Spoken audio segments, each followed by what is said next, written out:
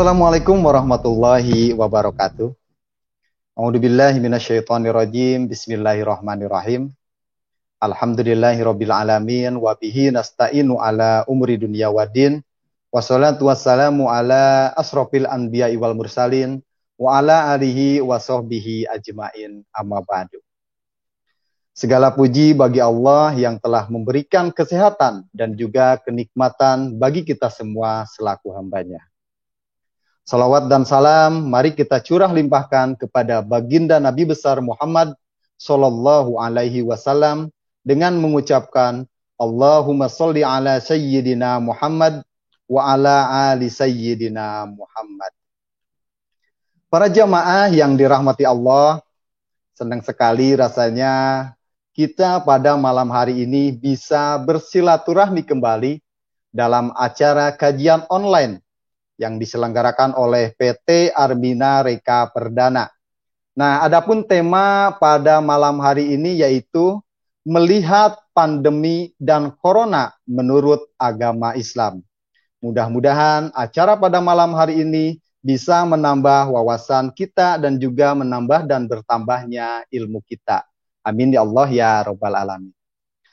Baik para jamaah, sebelumnya saya mau memperkenalkan diri dulu. Mungkin sebagian jamaah ada yang belum kenal dengan saya. Karena ada pepatah mengatakan, tak kenal maka tak sayang. Nah, nama saya adalah Iman Nurjaman. Insya Allah saya akan memandu acara pada malam hari ini dari awal sampai akhir. Mudah-mudahan acara pada malam hari ini bisa diberikan kelancaran oleh Allah Subhanahu wa Ta'ala. Para jamaah semuanya, adapun acara yang akan kita laksanakan pada malam hari ini yaitu yang pertama pembukaan, yang kedua adalah sambutan dari Dewan Direksi PT Armina Reka Perdana, kemudian acara yang ketiga adalah acara inti yaitu kajian Islami dengan tema melihat pandemi dan corona menurut agama Islam yang akan disampaikan oleh Al-Ustadz Amirullah Daud. Kemudian acara selanjutnya, acara terakhir yaitu doa tutup. Para jamaah yang dirahmati Allah, marilah kita bersama-sama membuka acara pada malam hari ini dengan membacakan suratul Fatihah. Mudah-mudahan acara pada malam hari ini diberikan kelancaran dan kebarokahan oleh Allah Subhanahu wa Ta'ala. Bibarokati Umul Quranul Karim, Al-Fatihah. Bismillahirrahmanirrahim. Alhamdulillahirabbil alamin. Arrahmanirrahim. Maliki yaumiddin. Iyyaka na'budu wa iyyaka nasta'in. Ihdinas siratal mustaqim. Siratal ladzina an'amta 'alaihim ghairil maghdubi 'alaihim. Amin. Nah, baik para jamaah, untuk sebelum kita lanjut acara, saya musapa dulu nih. Sudah banyak yang masuk. Ini ada Ibu Usripah. Assalamualaikum warahmatullahi wabarakatuh. Pekalongan hadir, ya terima kasih. Kemudian ada lagi ini Ibu Wahyunarti, ini Ibu Wahyunarti, terima kasih. Assalamualaikum, Ibu Wahyunarti di Ngawi, ini dari Ngawi ya. Kemudian ada siapa lagi nih?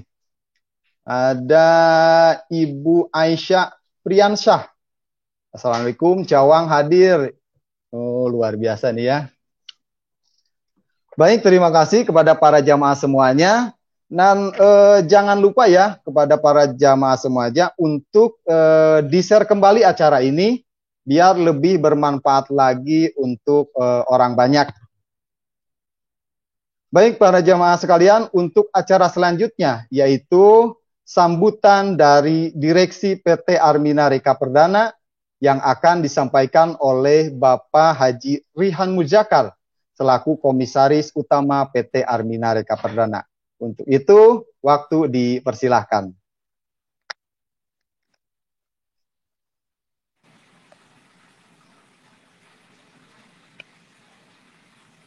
Assalamualaikum warahmatullahi wabarakatuh. Bagaimana Bapak dan Ibu kabarnya pada malam hari ini kita dapat berkumpul di sini. Alhamdulillah, alamin. Alhamdulillah, asabalanal hadan. Inna rabbana laghafurun syakur. Asyhadu an la ilaha illallah wa asyhadu anna Muhammad Rasulullah sallallahu alaihi wasallam wa ala alihi wa ashabihi amma ba'd. Bapak dan Ibu, terima kasih pada malam hari ini kita dapat berkumpul kembali. Saat ini masih dalam kondisi online karena memang masa pandemi ini belum benar-benar berakhir. Justru saat ini masih tinggi gitu ya, masih tinggi. Nah, di masa pandemi ini banyak hal yang kita bisa ambil, banyak hikmah-hikmah juga yang dapat kita petik dalam perjalanan hidup ini. Oleh karenanya pada malam hari ini kita akan membahas banyak mengenai pandangan pandemi ini secara Islam. Nah, harapan kami Bapak dan Ibu dimanapun Anda berada, jangan pernah putus asa karena pandemi ini. Justru banyak peluang-peluang yang bisa kita dapatkan, justru banyak peluang-peluang yang bisa kita raih. Walaupun kondisinya saat ini seperti ini.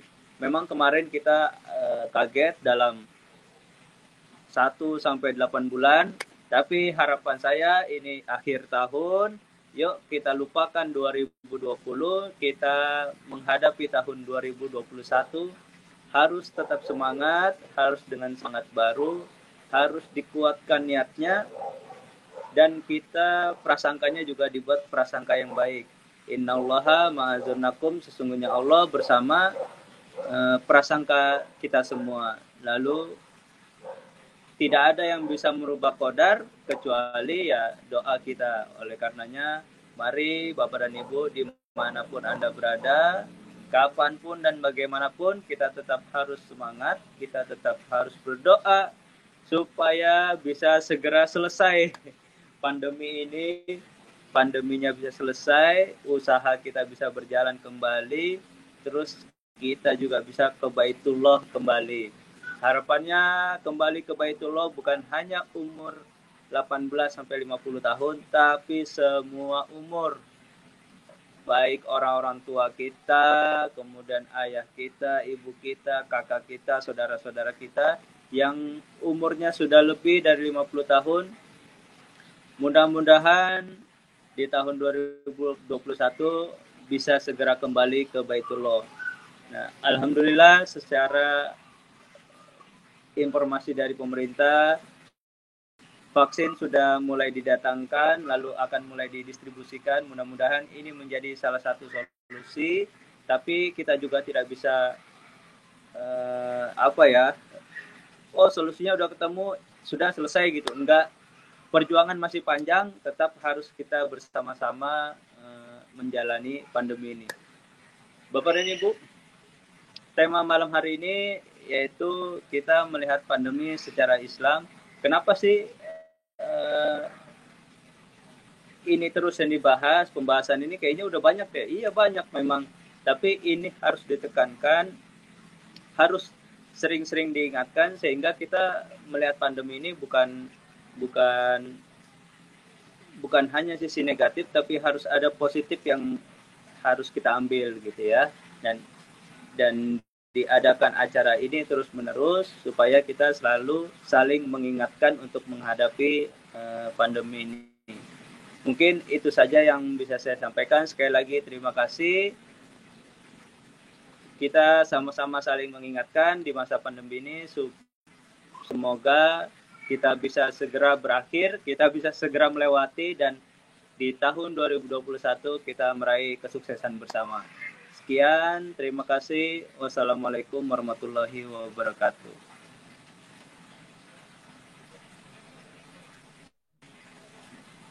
Baik, terima kasih kepada Bapak Haji Rihan yang telah memberikan sambutannya. Mudah-mudahan apa yang telah disampaikan tadi bisa bermanfaat untuk kita semua. Amin ya Allah ya Rabbal Alamin. Para jamaah yang dirahmati Allah, tentunya kita rindu sekali ingin beribadah umroh ke Tanah Suci Mekah. Nah, ada kabar baik buat para jamaah yang ingin melaksanakan ibadah umroh sekaligus menyambut tahun baru di Tanah Suci.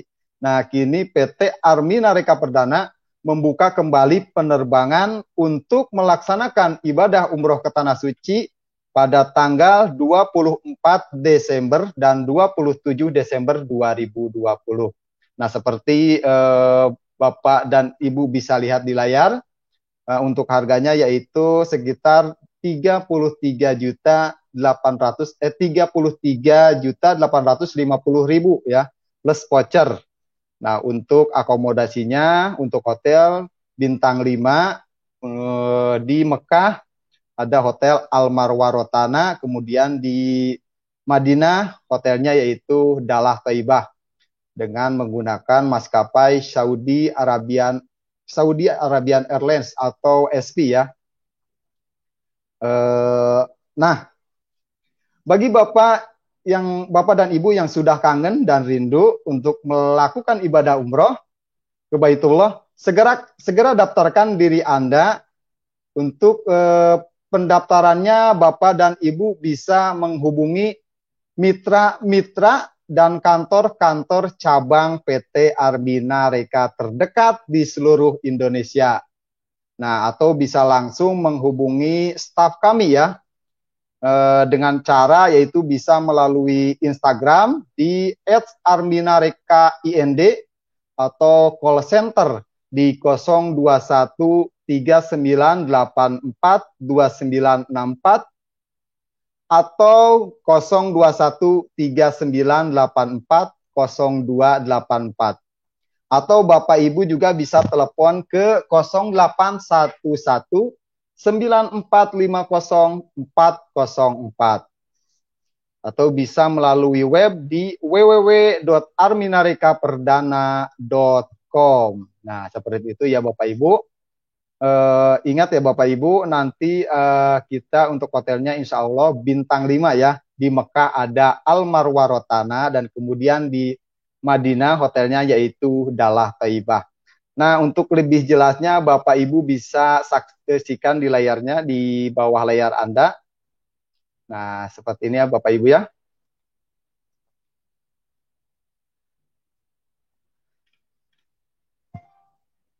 Nah, baik Bapak Ibu yang dirahmati Allah, pandemi yang terjadi di tahun 2020 ini tentunya berdampak besar bagi hampir seluruh kehidupan masyarakat dunia. Namun, sebagai seorang muslim yang beriman, kita tentu harus mengetahui bagaimana cara pandang agama Islam dalam melihat pandemi atau wabah ini ya. Dan juga kita bisa mengambil pelajaran dari kejadian tersebut. Nah, kajian online pada malam hari ini kita akan membahas sudut pandang Islam dalam melihat pandemi, kejadian pandemi yang pernah terjadi dalam dunia Islam, dan apa yang seharusnya umat Islam lakukan untuk mengambil hikmah dari kejadian tersebut. Nah, untuk membahas semua itu, sudah hadir bersama kita Al-Ustadz Amirullah Daud. Beliau merupakan pembimbing umroh dan haji PT Armina Reka Perdana yang akan mengupas tuntas tentang bagaimana cara kita melihat pandemi corona ini sesuai dengan agama Islam. Untuk itu, kepada beliau waktu dipersilahkan. Ya, Assalamualaikum warahmatullahi wabarakatuh. Waalaikumsalam warahmatullahi wabarakatuh. Terima kasih Mas Iman. Bismillahirrahmanirrahim. Alhamdulillah, alhamdulillahi wa syukurillah ala ni'matillah la hawla wa la quwata illa billah. Ashhadu an la ilaha illallah wahdahu la syarika la wa ashhadu anna sayyidana Muhammadan abduhu wa rasulullah nabiyya ba'dah. Allahumma salli wa sallim ala sayyidina Muhammad wa ala ali sayyidina Muhammad al-fatih lima ughliq wal khatim lima sabaq nasiril haqqi bil haqqi wal hadi ila siratikal mustaqim wa ala alihi haqqa qadrihi wa miqdarihi al-azim amma ba'du. Bapak-bapak, ibu-ibu, dimanapun Bapak Ibu berada, alhamdulillah, summa alhamdulillah, kita patut bersyukur kepada Allah Subhanahu wa Ta'ala, karena sampai saat ini kita semua masih diberikan oleh Allah kesehatan, diberikan oleh Allah nikmat yang begitu banyak, baik itu nikmat lahir maupun nikmat batin, nikmat sehat jasmani maupun sehat rohani. Alhamdulillah, dengan kenikmatan-kenikmatan yang Allah berikan kepada kita ini, kita semua dapat melaksanakan kewajiban kita sebagai hamba Allah, yakni beribadah kepadanya. Dan mudah-mudahan nikmat ini terus diberikan oleh Allah kepada kita, baik itu nikmat sehat yang kita harapkan pada saat ini, ketika di seluruh dunia termasuk di Indonesia, saat ini dia sedang dilanda dengan satu virus yang sangat menakutkan ya. Di mana-mana orang ada rasa takut akan virus ini terjangkit pada dirinya.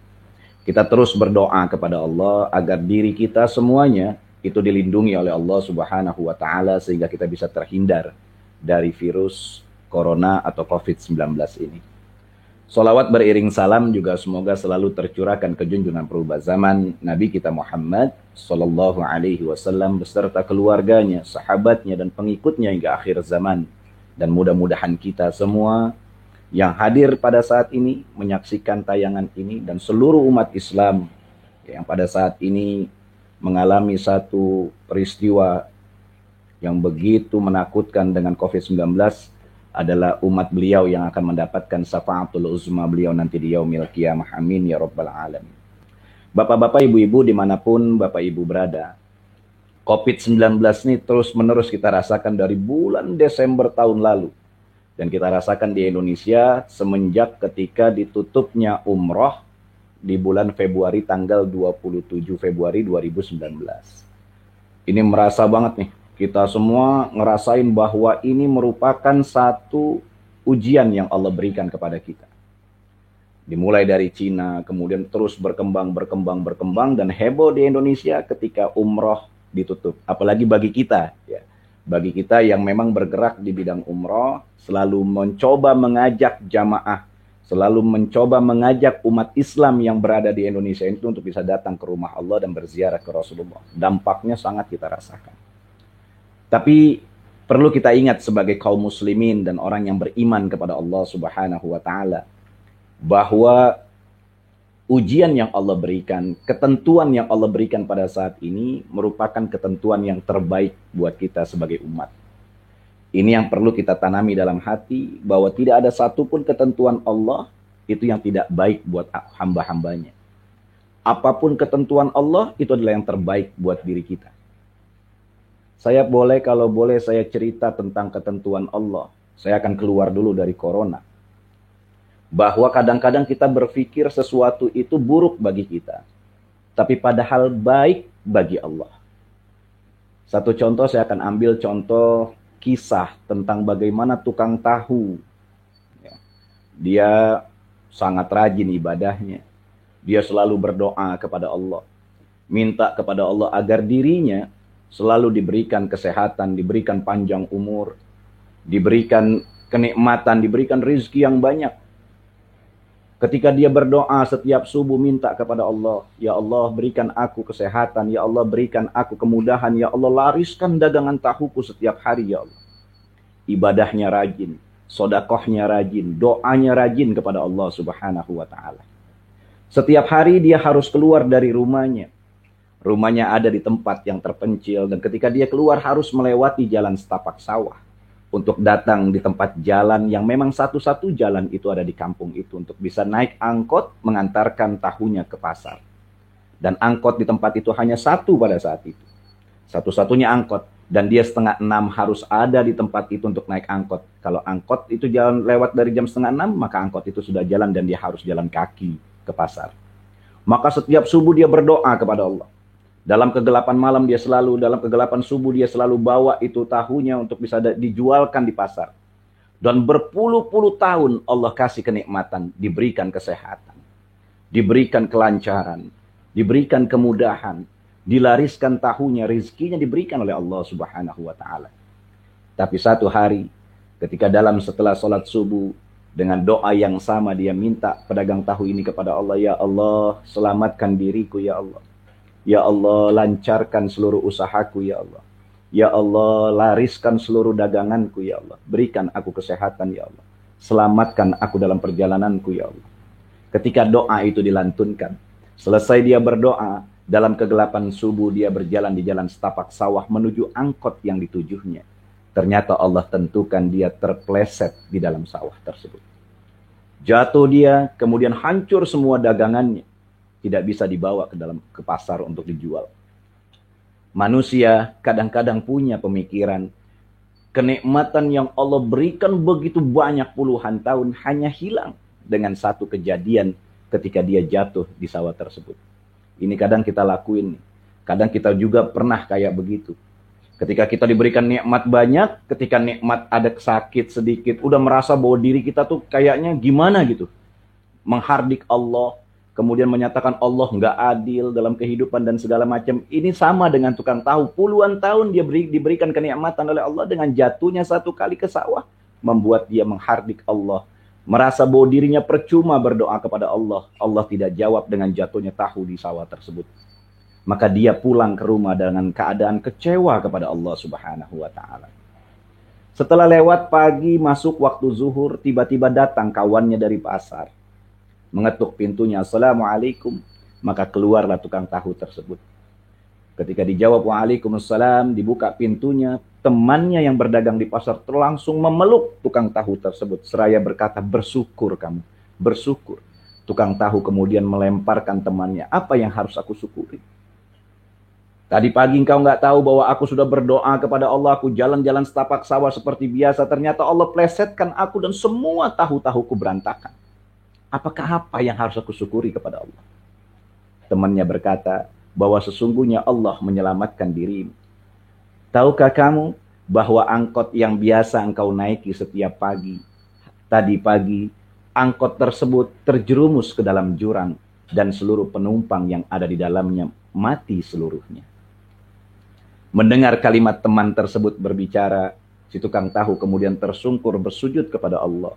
Seraya berkata doanya dijawab, bahwa dia pernah berdoa minta keselamatan kepada Allah, dan Allah selamatkan dengan cara dijatuhkan tahunya. Bapak Ibu sekalian, dari kisah ini kita bisa melihat bahwa setiap ketentuan yang Allah berikan kepada kita, tidak ada satupun hal yang buruk buat diri kita. Termasuk urusan pandemi dan corona pada saat ini.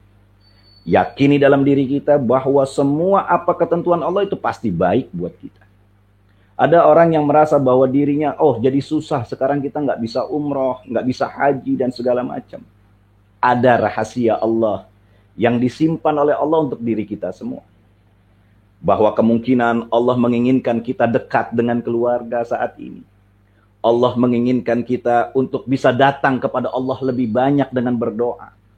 Allah menginginkan kita umat Islam yang selama ini hidup dalam keadaan kotor, sembarangan. Allah inginkan kita hidup dalam keadaan bersih.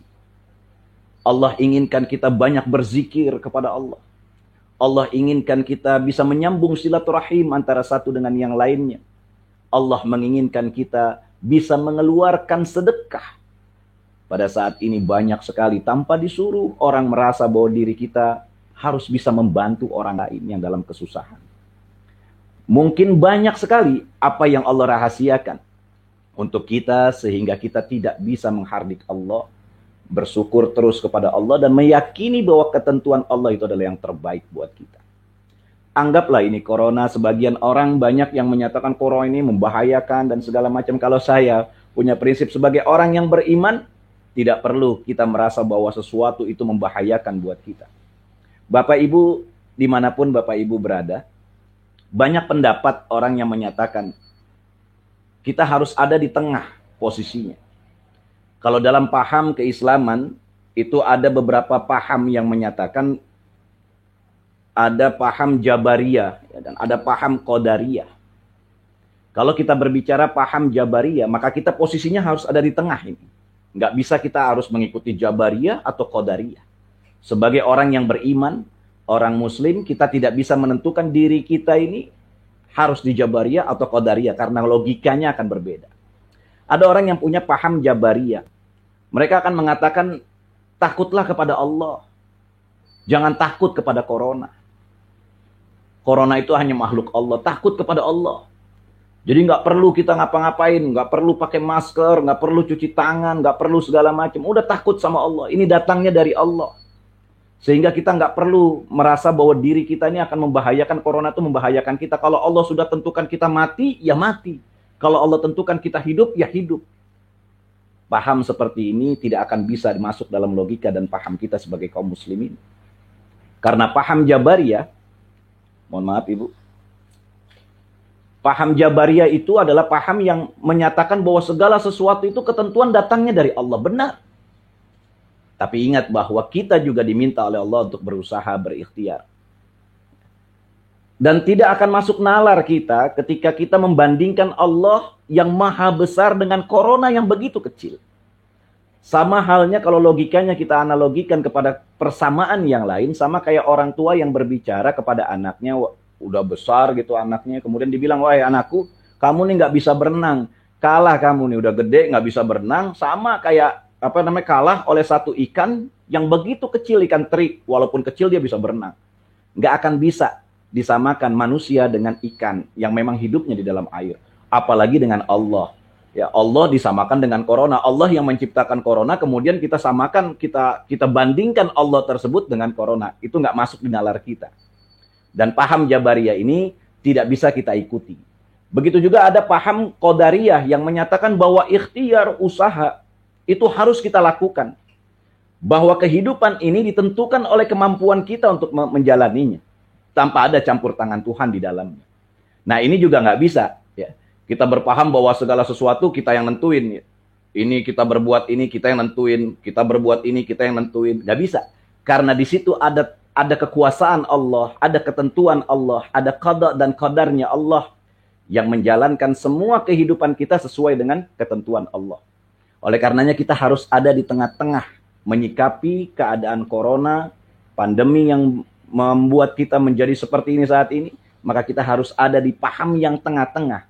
Kita menyerahkan, meyakini bahwa ini datang dari Allah, tapi kita juga harus berusaha, ikhtiar, berusaha semaksimal mungkin menghindari corona dari hal-hal yang tidak kita inginkan. Jangankan kita ibu bapak, Rasulullah SAW di zaman Rasulullah itu pernah ada satu penyakit. Dan Rasulullah tetap menyatakan bahwa tidak boleh ketika ada satu wabah yang melanda kota Madinah. Rasulullah memberikan amanat kepada para sahabat untuk tidak mendatangi kaum tersebut. Dan orang yang ada di dalam tempat itu tidak boleh keluar ke tempat yang lain sehingga tidak menularkan penyakitnya. Dan ini pun terjadi di zaman Khalifah ketika Umar ibn al-Khattab ingin berjalan bersama para sahabat ke negeri Syam. Kemudian pada saat itu terdengarlah kabar di negeri Syam ada penyakit taun, penyakit yang menular pada saat itu. Sehingga para sahabat diajak rapat oleh Umar ibn al-Khattab. Dan Umar ibn al-Khattab pada waktu itu tetap akan menjalankan perjalanan ke negeri Syam. Maka ditanya dari kaum muhajirin yang berasal dari kota Mekah, wahai kaumku, wahai umatku, wahai kaum-kaumku, wahai sahabatku, kira-kira kita lanjutkan perjalanan ini ke Syam atau kita kembali lagi ke kota Madinah? Dijawab oleh kaum muhajirin bahwa kita sebaiknya kembali ya wahai khalifah ke kota Madinah. Ditanya lagi kepada kaum Ansor, jawabannya sama, sehingga ada salah satu seorang sahabat dari kaum muhajirin ketika Umar ibn al-Khattab berkata, aku akan lanjutkan terus ke negeri Syam, maka satu muhajirin, sahabat dari kaum muhajirin menyampaikan kepada Umar ibn al-Khattab, ya khalifah, apakah engkau lupa dengan hadis Rasulullah bahwa Rasulullah pernah berkata, ketika engkau datang apabila ada satu kaum, kemudian kaum tersebut terkena wabah penyakit menular, maka jangan pernah engkau datangi, dan orang yang di dalamnya tidak boleh keluar untuk menjauhi dari wabah tersebut. Sehingga ketika hadis itu disampaikan, maka Umar ibn al-Khattab sadar dan kembali kemudian ke kota Madinah. Ini kalau kita disebut nih lockdown ya, sekarang nih lockdown, apalah PSBB ya. Tapi kalau PSBB kan masih bisa keluar ke sana ke sini, tapi kalau udah lockdown itu memang ditutup wabah itu biar di situ saja. Dan tidak boleh keluar orang yang berada di dalamnya agar tidak menularkan kepada orang lain. Ini ajaran Islam bahwa walaupun kita yakin bahwa segala sesuatu itu ketentuan Allah, tapi ikhtiar, usaha itu wajib kita lakukan. banyak hal-hal yang mungkin kita bisa lihat, Ibu Bapak, bahwa keadaan pandemi corona ini sudah menyita waktu kita, ya, menyita pekerjaan kita, menyita ekonomi, ya, segala macam. Tapi yakinlah bahwa segala sesuatu itu tidak ada masalah buat kita sebagai orang beriman. Orang beriman itu kata Rasulullah ajib, ya, sangat luar biasa, takjub kepada orang beriman. Karena orang beriman itu cuma dua, ketika dia dikasih kenikmatan, dikasih banyak nikmat, dia pasti bersyukur kepada Allah. Dan ketika dia diberikan cobaan atau ujian, dia akan bersabar akan ujian dan cobaan itu. Penyakit seperti corona, saya tidak akan pernah jelaskan bagaimana dampak corona, ya, terus penularan dan segala macam itu kita udah tahu semua. Dari bulan Desember, kita diberikan gambaran tentang bagaimana bahayanya corona. Ya, walaupun banyak hal-hal yang bentuknya ya bercampur aduk dengan urusan-urusan yang lainnya. Tapi setidaknya kita sebagai kaum muslimin bisa melihat bahwa dampak ini harus kita sikapi dengan cara kita meyakini bahwa apapun yang kita lakukan, usaha, ikhtiar itu tidak lepas dari ketentuan Allah Subhanahu wa taala. Oleh karenanya sebagai kaum muslimin syukuri.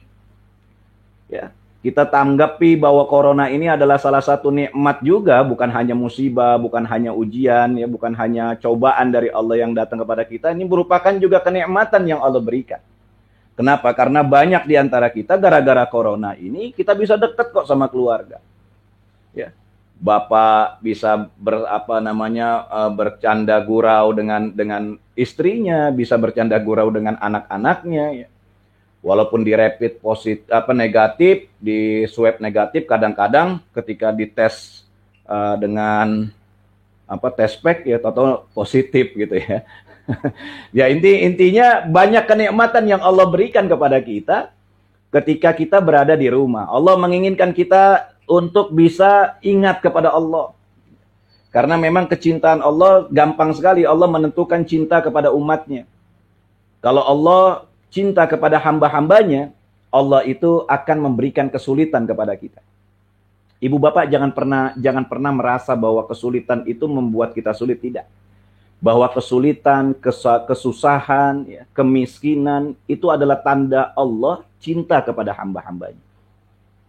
Jadi kalau memang kita dalam keadaan sulit kayak sekarang ini, ya, duit nggak ada, ya, kerjaan susah dan segala macam susah, ini tandanya Allah lagi sayang kepada kita. Kenapa ibu bapak? Karena biasanya orang yang dalam keadaan sulit, orang yang dalam keadaan sakit, orang yang dalam keadaan miskin, itu sering kali di antara kita pasti ingat kepada Allah Subhanahu wa taala. Kita minta kepada Allah tuh kadang-kadang dalam keadaan susah. Ya. Nah, kapan Allah membiarkan kita sebagai hambanya? Kira-kira cuek gitu, bodoh amat, biarin aja nih hamba saya kayak gimana. Ketika kita diberikan kelapangan, diberikan kesehatan, diberikan kekayaan, ya, diberikan kemudahan, maka pada saat itulah Allah membiarkan hamba-hambanya. Maka jangan bangga juga ketika kita banyak uang, kekayaan berlimpah, ya, kesehatan yang prima. Kadang-kadang itu malah menjauhkan diri kita kepada Allah Subhanahu wa taala. Berapa banyak orang yang ketika diberikan kekayaan, dia lupa bahwa kekayaan itu datang dari Allah Subhanahu wa taala. Malah timbul al-kibriya, kesombongan dalam dirinya, bahwa dirinya merasa bahwa kekayaan itu hasil jerih payahnya. Berapa banyak orang yang diberikan kesehatan, kemudian dia lupa akan Allah Subhanahu wa taala. Maka ketika Allah membiarkan hamba-hambanya, Allah berikan kenikmatan, kesehatan, kekayaan, kelapangan. Maka ketika semua ini diberikan, hati-hati. Kita jangan sampai harus ada perasaan tuh, jangan-jangan Allah lagi ngejauhin saya.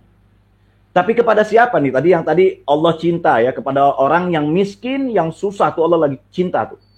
Jadi kalau memang lagi susah, lagi miskin, lagi dalam keadaan sakit tuh Allah lagi cinta. Karena biasanya kita lagi begitu tuh minta sama Allah. Nah, kalau Allah cinta kepada orang-orang yang miskin, kepada siapa lagi Allah lebih cinta lagi? Nah, kalau pengen dapat kecintaan Allah melebihi ke siapapun, maka orang yang dicintai lebih dari siapapun adalah orang yang apabila diberikan kekayaan, diberikan kelapangan, diberikan kesehatan, diberikan kemudahan, dia tetap beriman kepada Allah, dia tetap beribadah kepada Allah. Maka pada saat itulah Allah lebih cinta dibanding kepada yang lainnya. Jadi kalau kita dikasih harta, ingat tuh bahwa harta bukan cuma punya kita. Punya orang lain yang mesti kita keluarkan. Kita diberikan kesehatan, gunakan kesehatan itu untuk beribadah kepada Allah. Kalau itu semua kita lakukan, maka Allah lebih mencintai kita dibanding orang-orang yang lainnya. Dan kepada siapa Allah paling benci? Kepada siapa Allah ingin paling dibiarin sesungguhnya biar hancur segalanya? Kepada orang yang sulit, yang diberikan kesulitan, diberikan kemiskinan, diberikan penyakit, kemudian dia tidak kembali kepada Allah.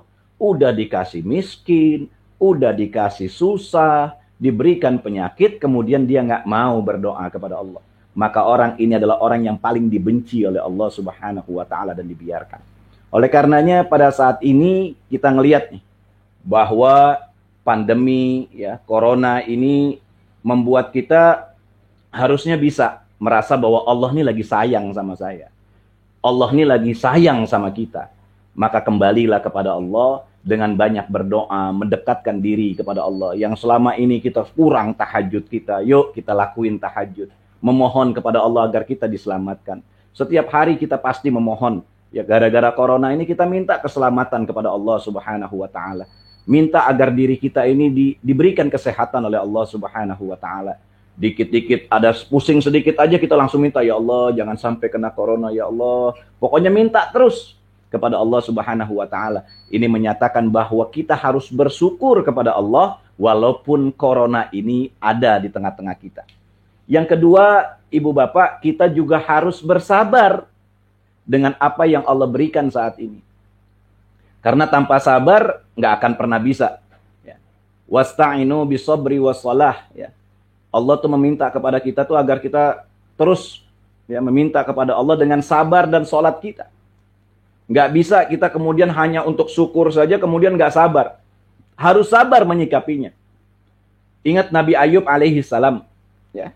Cerita Nabi Ayub ketika diberikan satu penyakit. Kalau kita nih alhamdulillah hanya dampaknya saja yang kita rasakan. Dan mudah-mudahan kita semua yang menyaksikan ini, Allah tentukan kita sebagai orang-orang yang diberikan kesehatan terus-menerus oleh Allah Subhanahu wa Ta'ala. Ya, insya Allah nggak akan pernah lah kena corona. Nah, tapi kita coba lihat cerita Nabi Ayub alaihi salam di dalam Al-Quran. Ibu Bapak, isi Al-Quran itu jumlahnya kurang lebih 3/4 dari isi Al-Quran, itu jumlahnya adalah kisah-kisah tentang orang-orang terdahulu sebelum Rasulullah SAW. Ngapain sih Allah nulisin kisah-kisah itu di dalam Al-Quran? Setidaknya kita bisa mengambil pelajaran dari kisah-kisah yang Allah ceritakan kepada Rasulullah SAW dan kepada kita semua di dalam kitab yang paling suci yaitu Al-Quran untuk bisa kita ambil pelajaran di kehidupan selanjutnya. Dan tidak akan pernah berubah cerita yang diceritakan oleh Rasulullah oleh Allah Subhanahu wa Ta'ala dalam Al-Quran dengan kehidupan kita sampai yaumil qiyamah. Tidak akan pernah berubah. Tentang Fir'aun dengan Nabi Musa, pemimpin dengan seorang ulama, akan terus terulang. Cerita-cerita tentang kaum-kaum Lut, ya, yang homoseksual, itu akan terus terulang. Dan hukuman-hukuman yang disebutkan bagi kaumnya Lut, ya, itu akan terus terulang. Allah akan berikan hukuman sama dengan orang-orang yang melakukan perbuatan sama dengan Nabi Lut. Ingat, urusan penyakit pernah ada satu Nabi yang diberikan penyakit yang luar biasa oleh Allah Subhanahu wa Ta'ala yang bernama Nabi Ayub alaihi salam. Nabi Ayub pada awalnya beliau adalah orang yang Masya Allah dikenal sebagai orang yang masyhur dengan kebaikannya. Nabi Ayub alaihi salam beliau dikenal adalah orang yang sukses dalam usahanya. Punya istri tidak satu, lumayan banyak. Kemudian punya anak-anak juga lumayan banyak dan ganteng-ganteng, cantik-cantik, bagus-bagus. Kehidupan Nabi Ayub merupakan orang terpandang di daerah tersebut. Tapi ketika syaitan berkata kepada Allah, ya Allah, Engkau berikan Nabi Ayub kenikmatan begitu luar biasa. Wajar dirinya bertakwa kepadamu. Wajar dirinya beriman kepadamu. Wajar dirinya kemudian mau menyembah kepadamu dan berbuat segala waktunya untuk ibadah kepadamu. Coba buktikan wahai Allah. Berikan cobaan kepada Ayub. Apabila dia diberikan cobaan, apakah masih dia beriman kepada Allah? Maka Allah Subhanahu wa Ta'ala memberikan cobaan dikit demi sedikit kepada Nabi Ayub alaihi salam. Diawali dengan cara bagaimana Allah menggagalkan seluruh usaha Nabi Ayub alaihissalam. Dari peternakannya, dari hasil taninya, dari segala macam usaha Nabi Ayub, Allah tentukan secara mutlak bangkrut seluruhnya. Sehingga pada saat itu istri-istri Nabi Ayub alaihissalam terlihat mana yang setia dan mana yang tidak setia. Dikit demi sedikit istrinya meninggalkan karena Nabi Ayub tidak mempunyai harta lagi. Keluar satu persatu sampai beberapa orang tidak menemani lagi Nabi Ayub alaihissalam. Tidak cukup di situ. Nabi Ayub alaihissalam kemudian Allah ambil semua anak-anaknya. Dikembalikan kepada Allah, ya, dicabut ruhnya sehingga Nabi Ayub alaihissalam kehilangan anak-anaknya. Tidak cukup di situ cobaannya. Nabi Ayub alaihissalam kemudian diberikan satu penyakit. Yang penyakit tersebut merupakan penyakit yang sangat menjijikkan pada saat itu. Lepra, kusta, dan segala macam. Sehingga istri yang tertinggal kemudian meninggalkan seluruhnya Nabi Ayub alaihissalam kecuali satu orang yang benar-benar setia kepada Nabi Ayub alaihissalam. Ketika harta menghilang, kemudian istri menghilang, anak-anak meninggal dunia, dan punya penyakit yang begitu menular bagi masyarakat, sehingga derajatnya, kewibawaannya sebagai orang yang terpandang di pada masa itu hilang di mata masyarakat. Sehingga Nabi Ayub diasingkan di tempat yang terasing, sehingga Nabi Ayub berada di tempat yang tidak bisa dilihat oleh orang lain. Bertahun-tahun istrinya merawat Nabi Ayub alaihissalam. Begitu sakit yang luar biasa yang Nabi Ayub rasakan. Ulat yang menempel, memakan daging Nabi Ayub alaihissalam. Nabi Ayub tidak pernah mengeluh kepada Allah. Dia hanya berdoa kepada Allah, minta kepada Allah agar diberikan kekuatan dan diberikan kesabaran oleh Allah subhanahu wa ta'ala. Tidak pernah terlontar dalam mulut Nabi Ayub alaihissalam, ya Allah, sembuhkan penyakitku ya Allah. Bukan kayak kita ya, baru pusing sedikit aja, atau gimana gitu, baru pegel-pegel sedikit, ya Allah, pegel nih ya Allah. Ya Allah, pusing nih ya Allah, sembuhin ya Allah. Nabi Ayub nggak pernah. Walaupun dirinya kena kusta, dirinya kena segala macam penyakit, sampai ulat menggerogoti daging-dagingnya, Nabi Ayub tidak pernah meminta kepada Allah kesembuhan. Bahkan Nabi Ayub saking cintanya kepada makhluk-makhluk Allah yang lain, ketika ulat-ulat itu menggigit tubuhnya, ketika dia beliau ingin bersuci untuk melakukan ibadah, ulat-ulat ini adalah ulat-ulat pemakan daging. Maka Nabi Ayub alaihissalam melepaskan ulat tersebut, ditaruh di satu tempat. Beliau bersuci. Setelah bersuci, ulat-ulat tersebut ditaruh lagi di tangan-tangannya dan di tempat dagingnya, agar bisa menikmati rizki yang Allah beri dari daging-dagingnya. Luar biasa. Tapi pada satu saat, ketika terus ulat itu menggerogoti Nabi Ayub alaihissalam, sampailah ulat tersebut menggigit jantung Nabi Ayub alaihissalam. Barulah di sana Nabi Ayub alaihissalam mengatakan, ya Allah, berasa sakit jantungku ya Allah. Pada saat itulah baru perintah Allah untuk mengambil air di tempat yang Allah tentukan untuk bersuci, dan Allah sembuhkan Nabi Ayub alaihissalam.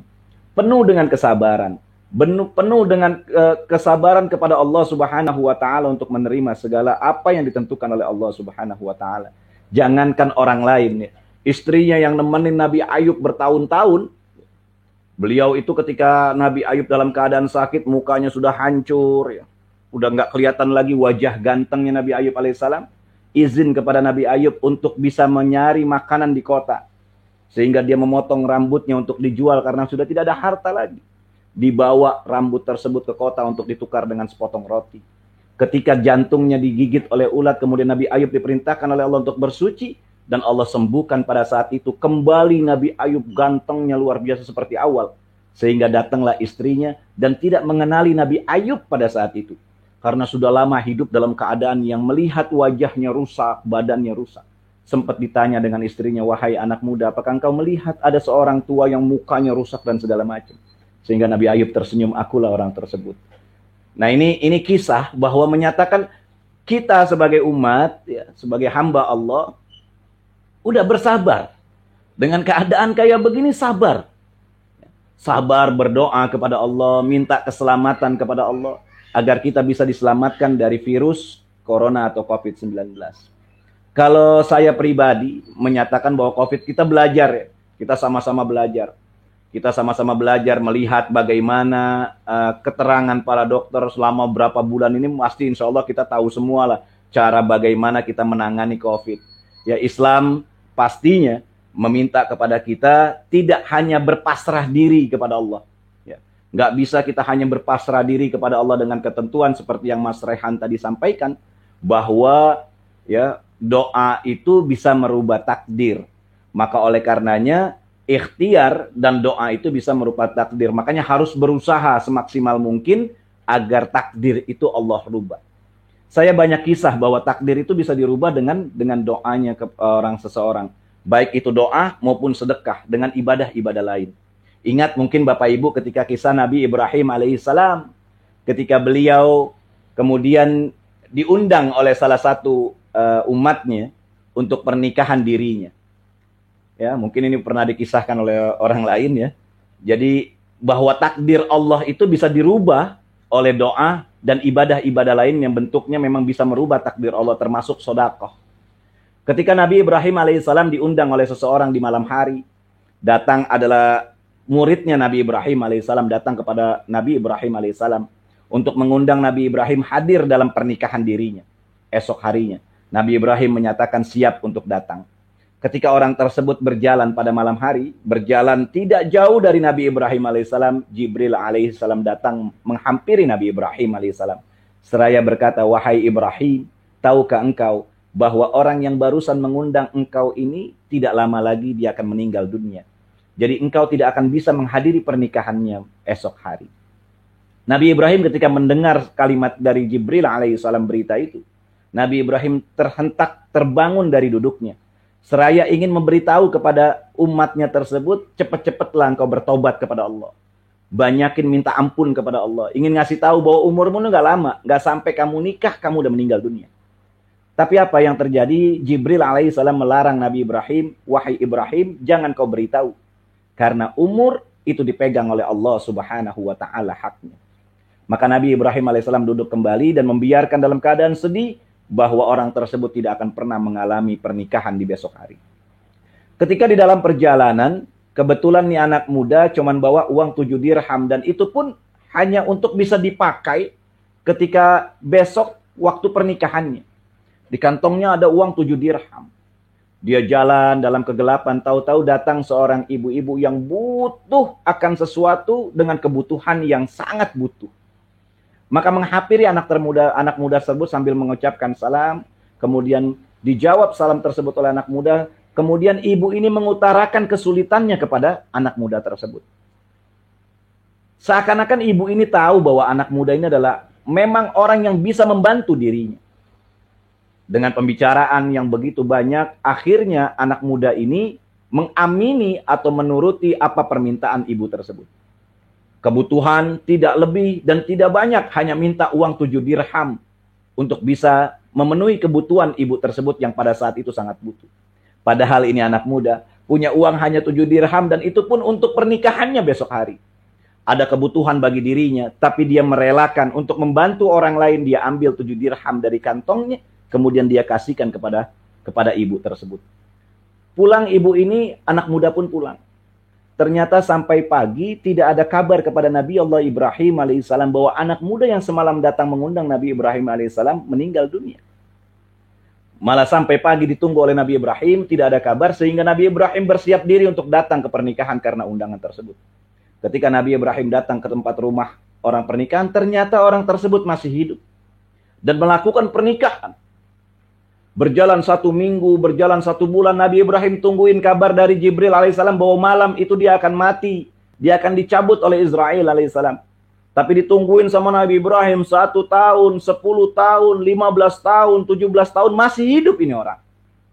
Kemudian Nabi Ibrahim alaihissalam bertanya lagi ketika bertemu dengan Ibrahim, dengan malaikat Jibril alaihissalam, ya Jibril, dulu puluhan tahun yang lalu kau sampaikan bahwa orang ini akan meninggal setelah lepasnya pembicaraan dari diriku. Tapi aku tunggu dari 1 tahun, 2 tahun, sampai sekarang hampir 20-30 tahun. Dia masih hidup dan melakukan kegiatan sesuai dengan apa yang dia inginkan. Apa gerangan yang terjadi? Apakah engkau bohong kepadaku, wahai Jibril? Jibril berkata, ya Ibrahim, tahukah engkau ketika dia pulang dari dirimu, ada seorang ibu-ibu yang menjegat dirinya. Kemudian dia meminta tolong untuk minta uang pada dirinya sebanyak 7 dirham. hanya 7 dirham. Dan uang tersebut ada di kantong anak muda tersebut 7 dirham. Dan uang itu untuk dipakai pernikahannya besok. Dan dia rela ikhlas karena Allah mengeluarkan uang tersebut dan memberikan kepada ibu tersebut. Engkau tahu Ibrahim alaihissalam bahwa dengan bersedekah 7 dirham tersebut, setiap dirhamnya Allah hadiahkan, Allah lipat gandakan umurnya sebanyak 10 tahun. Sehingga dia akan hidup 70 tahun lagi ke depan.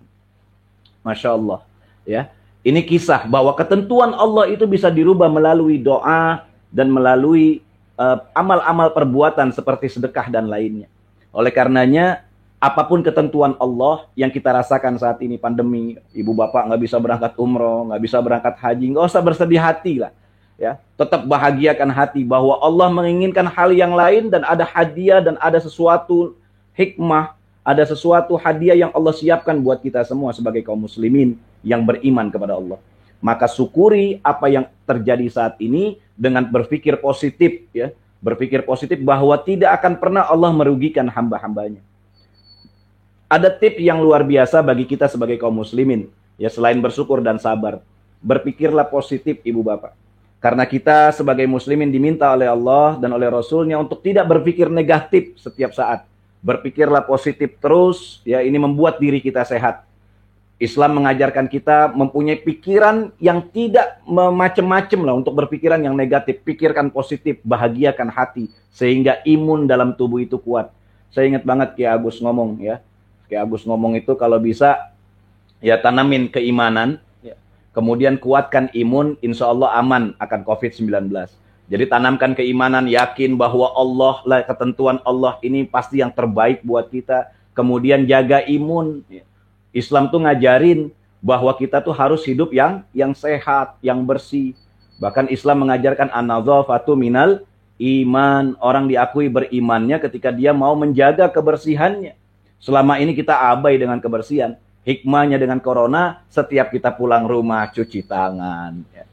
Kemudian di depan rumah udah ada cuci tangan. Megang sesuatu pakai hand sanitizer, pakai masker. Bahkan ada ibu-ibu yang luar biasa. Suaminya pulang belum nyampe di dalam rumah udah suruh buka baju, buka celana, ya, disuruh mandi, disuruh cuci dan segala macam, ya. Itu saking berlebihannya.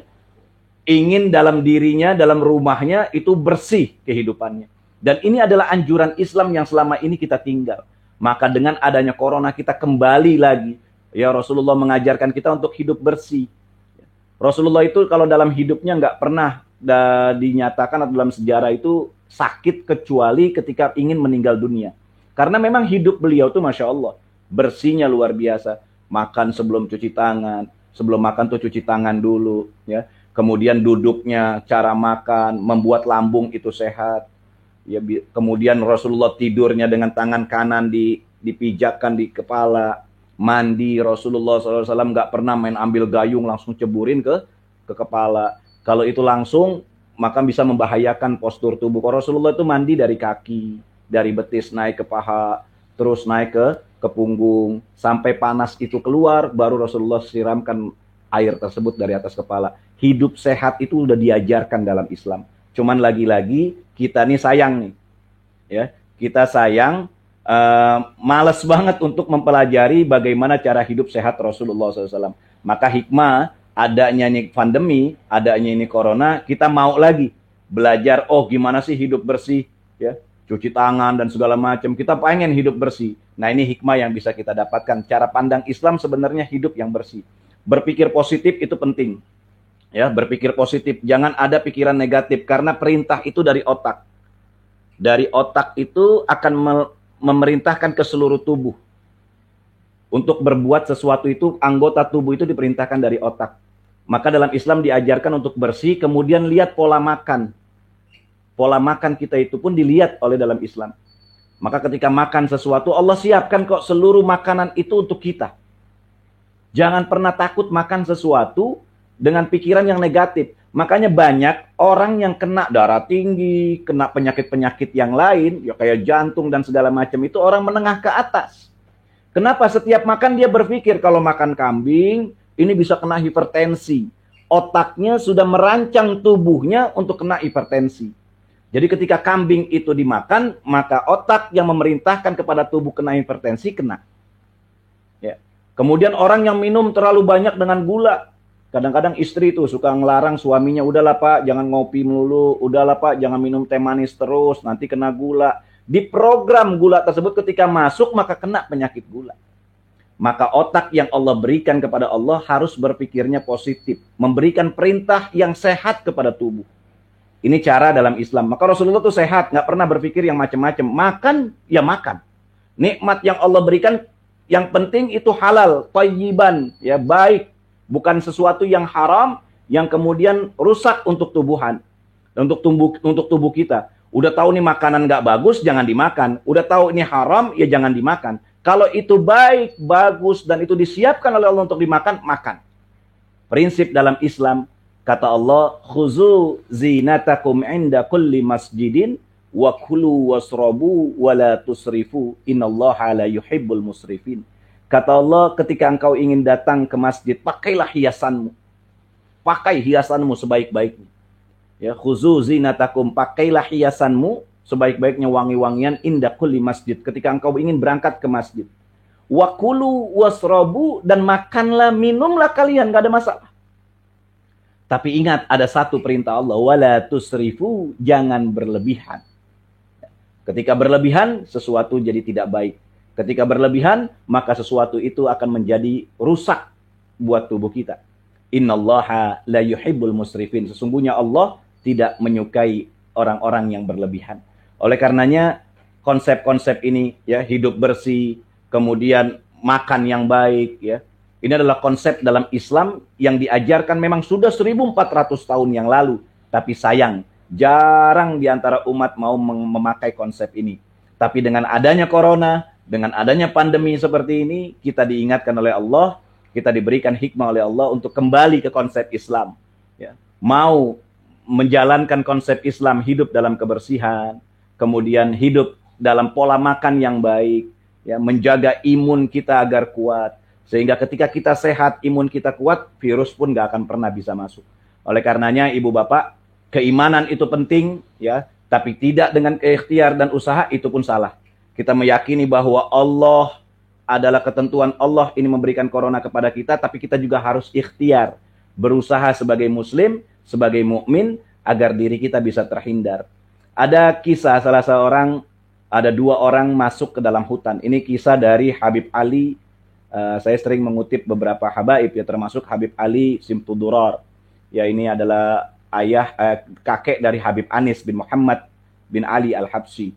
Jadi Habib Anis itu pernah cerita bahwa kakeknya pernah memberikan satu kisah kepada cucunya, dan cucunya kemudian menyampaikan kepada para jamaah. Dan saya mendengar pada saat itu ada 2 orang, Habib Ali pernah cerita, ada 2 orang yang datang ke satu hutan. Ya, dia masuk ke dalam hutan, kemudian di antara keduanya itu dalam keadaan beberapa bulan dan kehabisan makanan. Laparnya luar biasa dua-duanya. Jadi ini muslim yang kuat, beriman dua-duanya. Di antara keduanya ini tidak ada makanan yang bisa dimakan pada hari itu. Udah berbulan-bulan dalam keadaan yang demikian rupa, nggak ada makanan yang bisa dimakan. Sehingga pada saat itu ketemulah satu binatang yang dia tidak lihat karena kunang-kunang udah pusingnya luar biasa, perut lapar, akhirnya dibunuhlah itu binatang. Ketika binatang itu dibunuh, kemudian dipotong, kemudian dimasak. Sebelum dimasak, dilihat salah satunya bisa ada yang ngelihat, wah ini babi. Ini babi, benda yang haram. Makhluk yang haram untuk dimakan oleh kaum muslimin. Tapi karena mereka berdua lapar, sehingga mereka sepakat untuk membelah binatang tersebut dan dimasak pada saat itu. Ketika dimasak, salah satu orang tersebut bilang, apakah engkau ingin makan ini babi? Maka yang satu ngomong, kalau ini memang benar babi, aku tidak akan pernah mau makan ini binatang. Biarkan aku mati karena kelaparan, karena aku menahan untuk masuknya benda haram ke dalam tubuh. Ini orang yang satu nih, ya, nahan, dia menerima kodrat Allah, biarinlah lapar, nggak apa-apa, yang penting ntar akhirnya timbulnya mati pun mati dalam keadaan yang tidak masuk benda haram ke dalam tubuhnya. Tapi yang satu lagi ketika dia berbalik bertanya, apakah engkau tetap ingin makan? Kata yang satunya, saya akan tetap makan untuk mempertahankan kehidupanku. Ketika yang satunya makan, kemudian yang satunya tidak makan, dan kemudian yang tadi tidak makan tersebut kemudian meninggal dunia.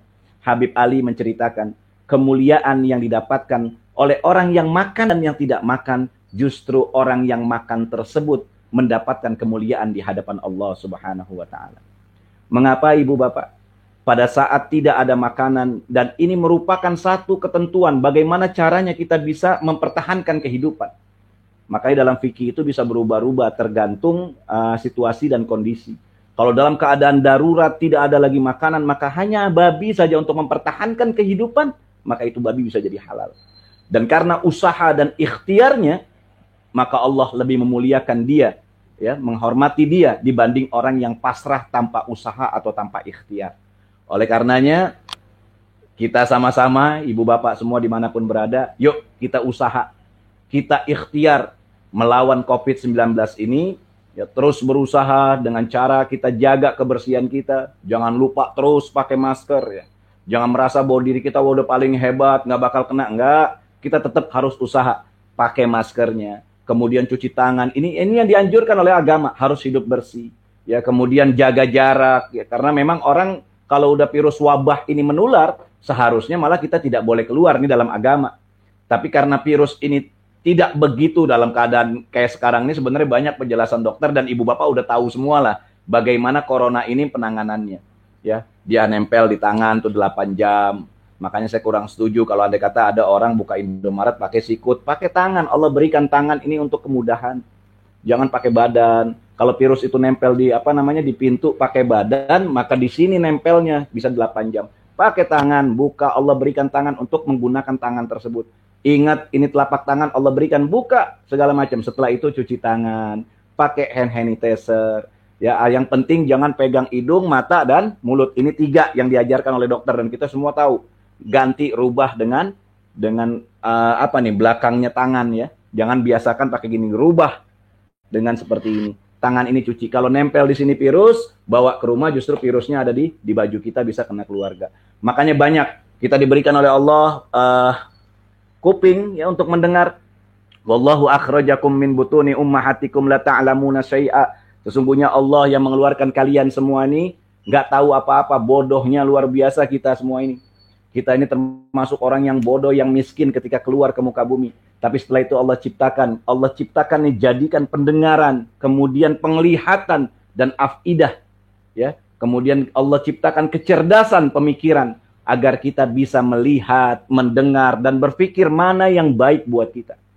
Sehingga nggak bisa kita hanya menyerahkan diri kepada Allah, berpasrah diri kepada Allah, maka harus ada usaha dengan pikiran kita, dengan mata kita, dengan telinga kita, mendengar, melihat, dan berpikir dengan kecerdasan kita untuk berusaha semaksimal mungkin menyelamatkan diri kita.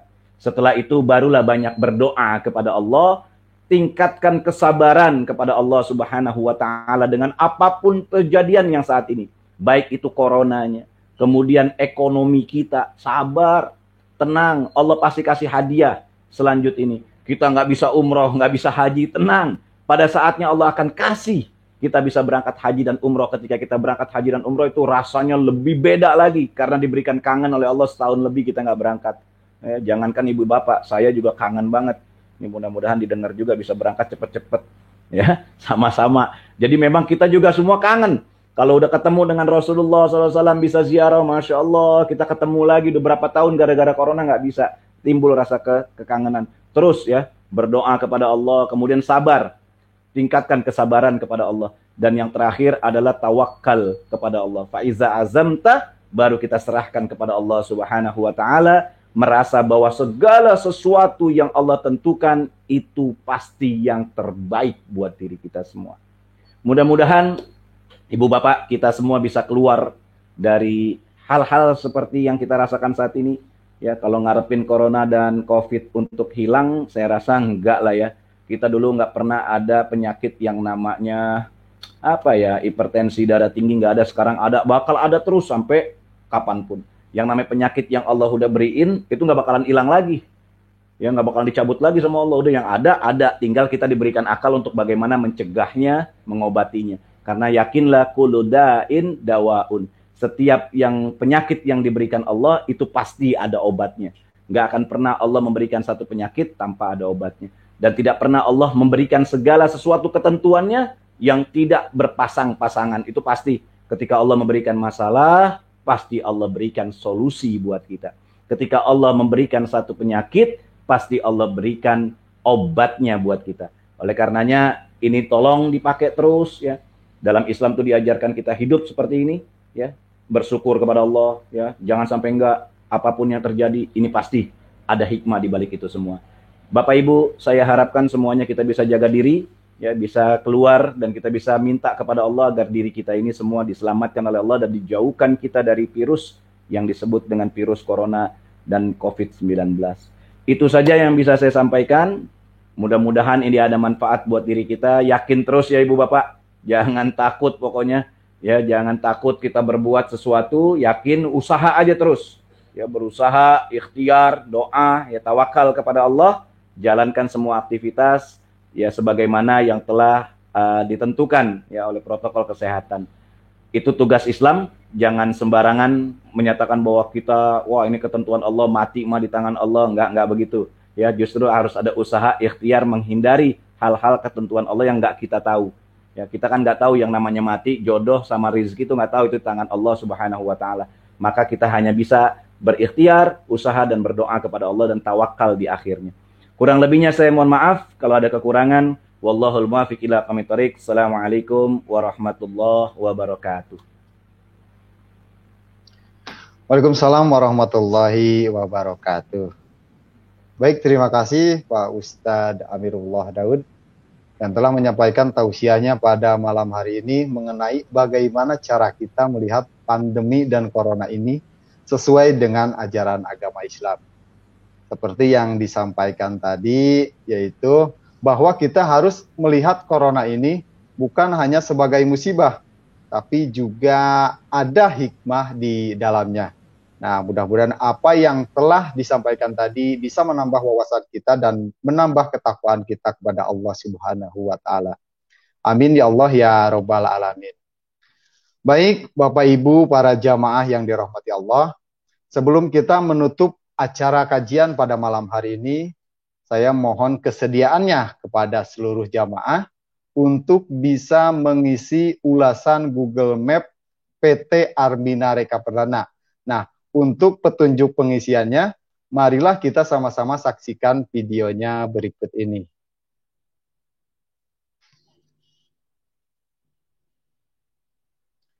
Baik, Bapak Ibu. Nah, Bapak Ibu tinggal masuk ke Google ya. Nanti di situ diketik aja Google Map. Kemudian klik Google Map. Di pencarian ketik Armina Reka Salemba.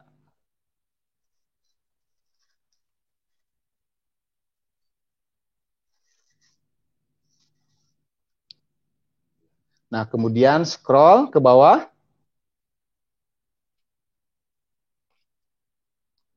Nah, ketik tulis ulasan.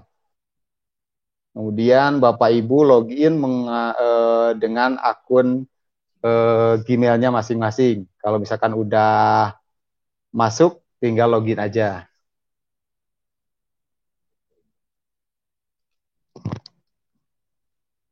Nah, untuk berikutnya, Bapak Ibu tinggal klik bintang 5 ya Bapak Ibu ya. Kemudian klik semua apa yang disukai di sini ya Bapak Ibu. Kemudian tuliskan ulasan terbaik dari Bapak dan Ibu tentang PT Armina Reka Perdana. Nah, contohnya seperti ini ya Bapak Ibu.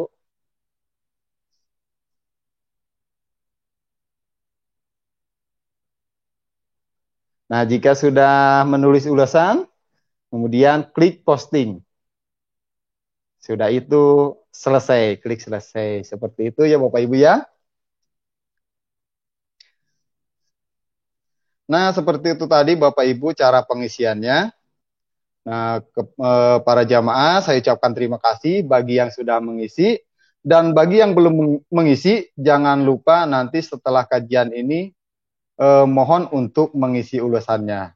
Gitu. Nah, para Bapak dan Ibu jamaah yang dirahmati Allah Subhanahu wa taala, tak terasa kita sudah berada di penghujung acara. Akan tetapi alangkah baiknya sebelum kita menutup acara pada malam hari ini, marilah kita bersama-sama berdoa agar supaya acara pada malam hari ini menjadi lebih barokah dan menambah ketakwaan kita kepada Allah. Untuk itu saya persilahkan kembali kepada Al-Ustadz Amirullah Daud untuk memimpin doa penutup. Silakan Pak Ustadz. Ya, terima kasih Mas Iman. Bapak-bapak, ibu-ibu, dimanapun Bapak Ibu berada, ada satu nasihat dari ulama. Sebelum kita berdoa itu, kita diminta untuk membaca suratul Fatihah. Ya, suratul Fatihah ini makuriat, tergantung niat membacanya.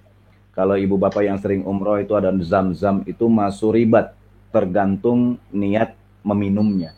Tapi suratul Fatihah itu makuriat, tergantung niat membacanya. Maka wajar ketika kita lihat ada orang yang baru melahirkan dibacakan suratul Fatihah. Kemudian dia mau dicukurin dibacain suratul Fatihah. Kemudian nanti masuk umur berapa tahun dibacakan suratul Fatihah. Ketika nikah dibacakan suratul Fatihah. Sampai punya anak dibacain Fatihah dan meninggal dibacain Fatihah. Oleh karenanya kita sama-sama pada malam hari ini kita membacakan suratul Fatihah. Dengan kemujizatan suratul Fatihah kita minta kepada Allah agar diri kita semua ini diselamatkan oleh Allah Subhanahu wa taala. Diberikan panjang umur, diberikan kesehatan, kita terhindar dari penyakit COVID-19 ini sehingga kita bisa mempertahankan kehidupan kita untuk ke depan hari. Dan kita minta kepada Allah agar virus corona, virus ini bisa diselesaikan, diberikan penawarnya, sehingga kita semua bisa datang ke rumah Allah dan berziarah kepada Rasulullah SAW. Mohon juga kepada Allah bukan hanya kita yang menyaksikan, kita mohon kepada Allah agar keluarga kita, ya, orang tua kita, anak-anak kita, semuanya diberikan kesehatan oleh Allah Subhanahu wa taala. Ala hadhihi niyyah wa kulli niyatin salihah wa ila hadratin Nabil Mustafa Muhammadin sallallahu alaihi wasallam. Al-Fatihah. A'udzu billahi minasy syaithanir rajim. Bismillahirrahmanirrahim.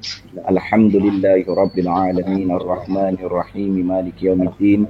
Iyyaka na'budu wa iyyaka nasta'in. Ihdinas siratal mustaqim. Siratal ladzina an'amta 'alaihim ghairil maghdubi 'alaihim waladdallin. Allahumma bihaqqil Fatihah wa bisirril Fatihah wa bimu'jizatil Fatihah. Ya farijal ham, ya kasifal gham, ya malli abdihi yaghfir wa yarham.